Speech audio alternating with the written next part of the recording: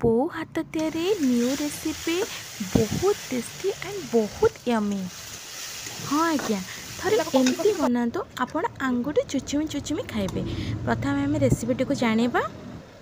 एटा पूरा कंचा छतुरे hazy, totally भजा भी हेबनी। प्रथमे छतु को पानी रू चुपुड़ी के काढ़ीदबा आर एक पात्र को।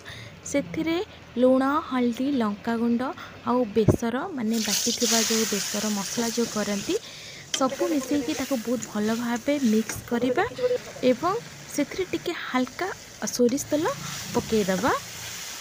तापरे कड़ाई गरम होला परे तेल पकई तेल गरम हो सारा पर आमर जो प्रस्तुत कर रखिथिबा छतु को सेथिरे पकई आमे ताको भल भावे कषि नवा 5 ରୁ 10 मिनिट। तापरे अल्प लाइटली कखारु डंक पकई ताको बहुत भल भावे कषि नवा। घोरे घोरे टिके कषि नवा। टिके जेहेतु कंचा छतु तो अधिक समय कषिबा को पड़िबो।